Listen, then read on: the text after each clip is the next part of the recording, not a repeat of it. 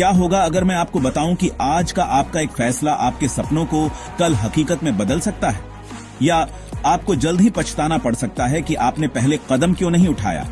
Pause for effect. Stock market ये अवसरों, रहस्यों और संभावनाओं से भरी एक दुनिया है, लेकिन साथ ही डर और अनिश्चितता भी। चिंता मत करो, इस वीडियो के अंत तक आप न केवल इसके पीछे की दिलचस्प इतिहास को समझेंगे, बल्कि अपने वित्तीय भविष्य को नियंत्रित करने के लिए सशक्त महसूस करेंगे। चलिए शुरू करते हैं। और हे, चिंता मत करो, कोई बोरिंग इतिहास की लेक्चर नहीं होगी। मैं वादा करता हूं कि अंत में कोई पॉप क्विज नहीं होगा। Sound effect, chalk screeching, fade out. Stock market की उत्पत्ति एक बॉलीवुड ब्लॉकबस्टर जितनी नाटकीय है। कल्पना कीजिए 17वीं सदी का Amsterdam. Sound effect, horse hooves, bustling market place, जहां व्यापारी अपने जहाजों के शेयरों का व्यापार करते थे, पैसे को एकत्रित करके जोखिम को प्रबंधित करने का विचार फैलाते थे। समय के साथ यह विचार एक वैश्विक निवेश प्रणाली में बदल गया। डर और लालच ने साम्राज्यों, युद्धों और क्रांतियों को प्रेरित किया। क्या यह परिचित लगता है? पॉज। मूल तत्व नहीं बदला है, यह आपके पैसे को आपके लिए काम करने के बारे में है।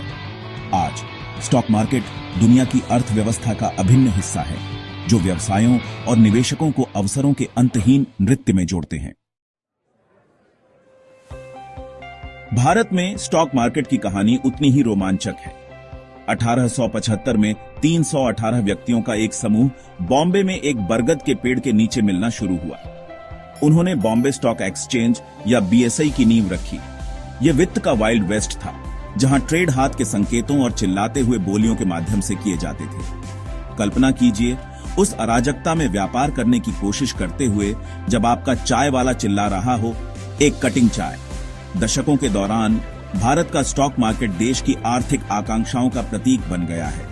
1990 के दशक में उदारीकरण से लेकर डिजिटल ट्रेडिंग युग तक भारतीय स्टॉक मार्केट की यात्रा एक प्रगति की भूखी राष्ट्र की वृद्धि को दर्शाती है।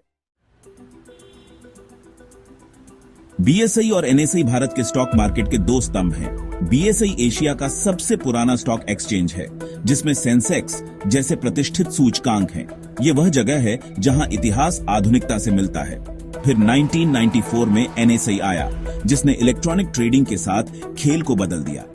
इसने गति, पारदर्शिता और पहुंच को पेश किया। आज यह विश्व के सबसे बड़े एक्सचेंजों में से एक है। ये एक्सचेंज वित्तीय दुनिया के राजमार्गों की तरह हैं, जो कंपनियों को निवेशकों से जोड़ते हैं और सपनों को उड़ान भरने में मदद करते हैं।